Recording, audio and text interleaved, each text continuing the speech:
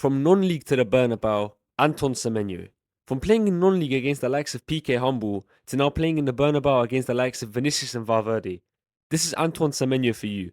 And this video aims to look at how Semenyo got to this level, and if you're a young footballer yourself, to be inspired by this.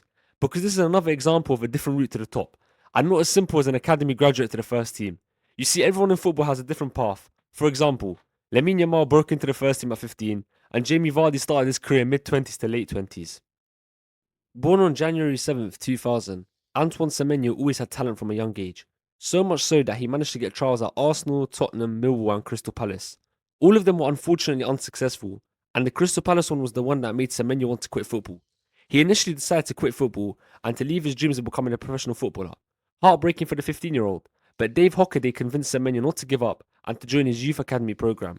A decision Semenyo wouldn't live to regret one bit, and a lot of football fans will be happy that coach managed to convince Semenyo to not quit football, because I'm sure there's a lot of people out there whose favourite footballer is Semenyo. Antoine developed a lot here, catching the eyes of Crystal Palace, Bristol City and Birmingham. Now if you remember, not too long ago Crystal Palace rejected Semenyo and it almost made him quit football. Now they were after him again. He eventually joined Bristol City in 2017, a respectable club to say the least. They decided to loan out Semenyo straight away to National League South club on a short-term deal. He managed to score 6 goals in 16 appearances before going back to Bristol City and making an appearance on the final match week of the season against Sheffield United in a 3-2 loss. He then had some more loan spells at Newport County and Sunderland before finally becoming a first-team regular in the 2020-21 season for Bristol City. On May 2021, he was named Bristol City Young Player of the Year, a big boost heading into the next season where he managed to get 8 goals and 12 assists in all competitions. He was slowly improving and becoming a fan favourite, but the 2022-23 season is where he took his game up a level. He looked sharp and he was improving his final third a lot. He was attracting interest from Premier League clubs, and once again, the club that turned him down when he was a young boy were in for him again, Crystal Palace. Ultimately, it was Bournemouth who pushed the hardest for him, and that was his next destination. Bournemouth bought him for £10 million in the January transfer window. He was eased into the side, but come the 2023-24 season, Semenyo had become a starter. I could tell right away he was a special talent. A lot of you watching this probably play fantasy or FPL as you may call it. I was questioned by a friend of mine at the beginning of the season for putting him in, but I knew he would score quite a bit, and considering how cheap he was back then, it was a great decision of mine, so I'm proud of it. He started the season on fire, but it slowed down in the second half of the season. He ended the season with 8 goals and 2 assists, not bad for his first full Premier League campaign. And considering he was at a side that was at risk of relegation until they picked up some serious form in the second half of the season, it was a good season for Semenyo. After that, he became one of the Premier League's best forwards, as you may know. He became the main man at Bournemouth, forming an excellent relationship with Milos Kerkez on the left-hand side and striker Evan Nilsson.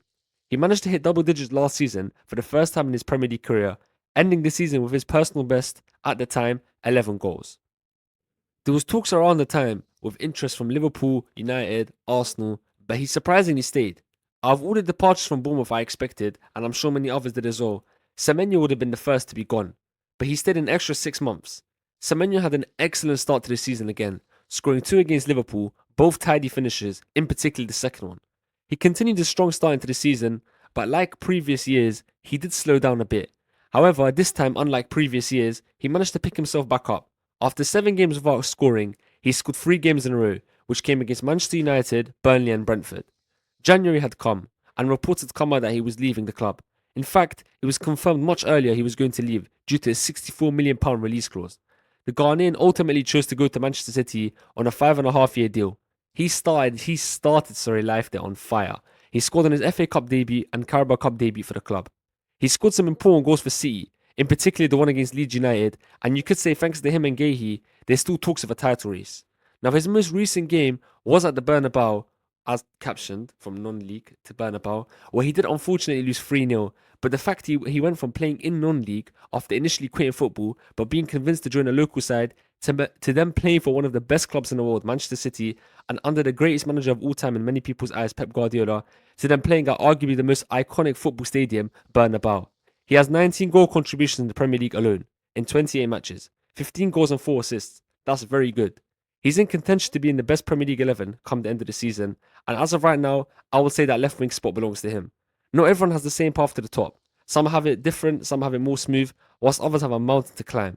And Antoine Semenyo's to the top in football is definitely a unique one. That's the end of Ads Talk Sport, everyone. I hope you all enjoyed the video. Thank you for watching.